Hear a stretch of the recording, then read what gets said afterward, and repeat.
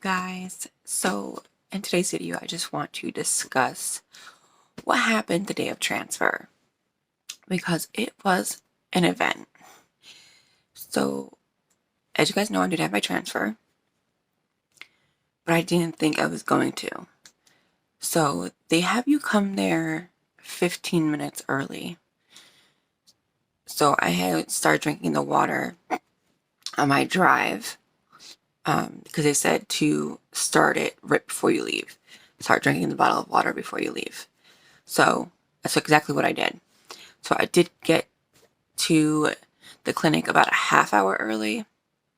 And so I did finish the water before my time to go in. So I went in there and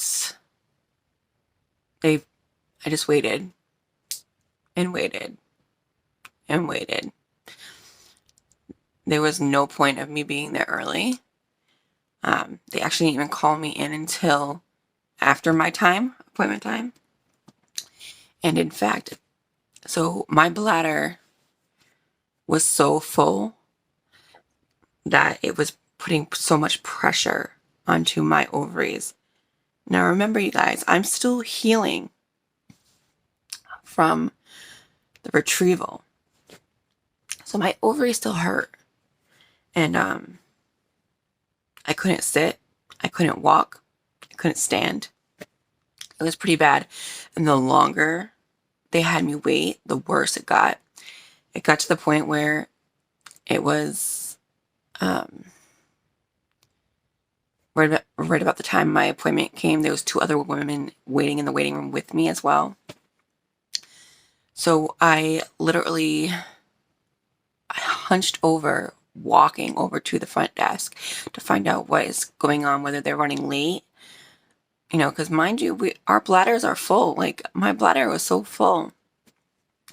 And so, like, I was almost in tears because I thought that something was wrong. Like, I really thought something was wrong with my ovaries because the pain that I felt was so intense. Like, I literally was hunched over walking, and that even hurt. And I asked the lady at the front desk, and I said to her, "Are you guys running late? I mean, because I really am in a lot of pain right now." She goes, "No, they're running on time." She goes, "But I will get a nurse for you." I said, "Okay, thanks." So I hunched back over against the wall, just hunched over. And then a couple minutes later, a nurse comes out to come get me. She goes, "How are you feeling?" I said, "Not good." She goes, "What's going on?" I said, "I'm in a lot of ovarian pain. Like, my ovaries hurt so bad." She goes, "Oh, that's not good." I didn't know it at the time, but she was brand new. So just keep that in mind. So they took me back to the OR, and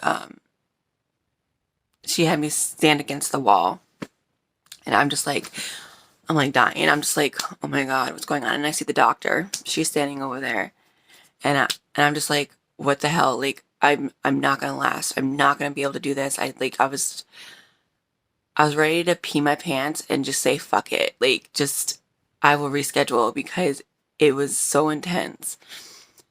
So she finally put me into the back room where they do the transfer. And let me tell you guys, I really wish I wasn't in so much pain so I could really enjoy that room, because it was still a medical room. Like, you still had the medical bed and all that stuff.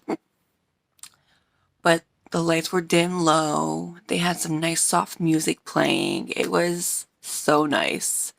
But I didn't get to enjoy that because I was in so much pain.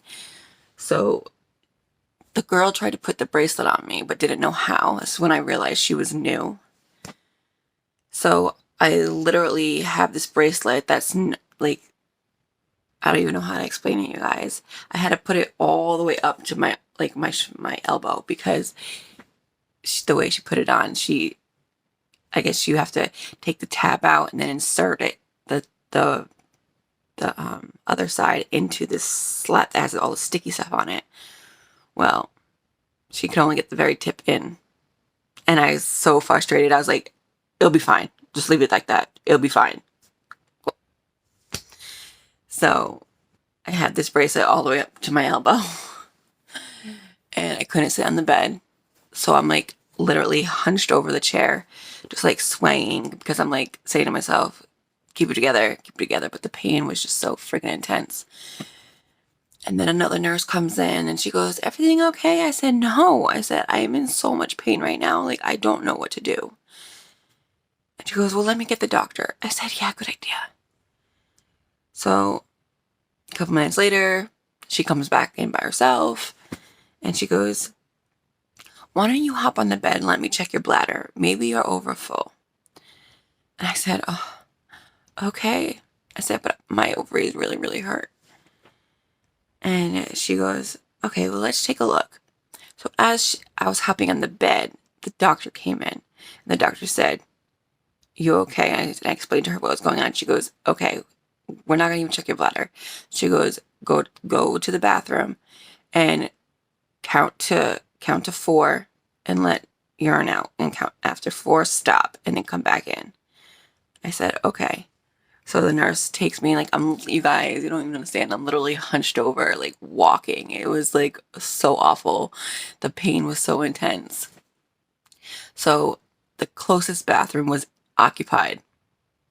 Of course it was. So I had to hunch walk, all the way to the front of the goddamn building from where I was in the waiting room to use that bathroom.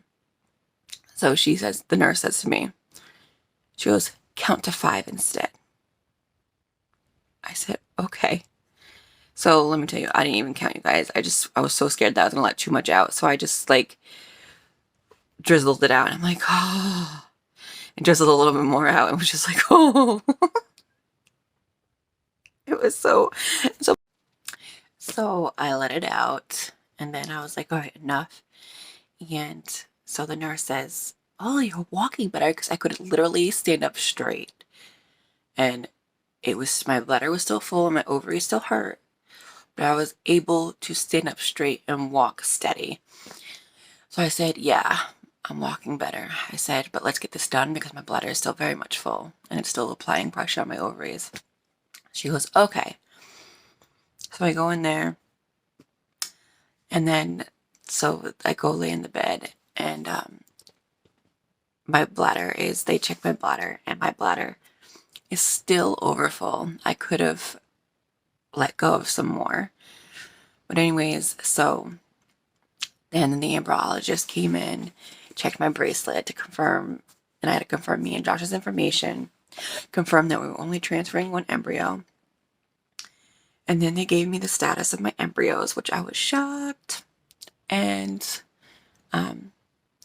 so the doctor did her thing. She put everything in the scapula, whatever. And I did not even feel the catheter go in, to be honest with you guys. She did such an amazing job. Like, I did not feel it at all.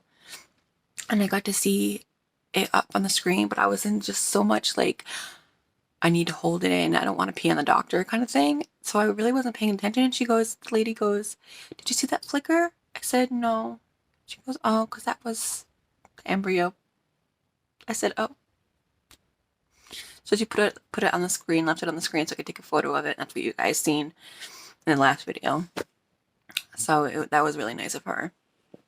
But so that was my experience, you guys. And then as soon as they transferred the embryo, she let me get up and go to the bathroom, and that was it. And I drove home, had me some McDonald's, and I just stayed in bed for 2 whole days to let the little bean just do its thing. So yeah, so that was my horrific transfer story. But it is what it is, you guys. Just wanted to share my side of what happened. So my ovaries are fine. It was just the amount of pressure that was being put on them from me having an overfull bladder. So until next video, you guys, you have a great day.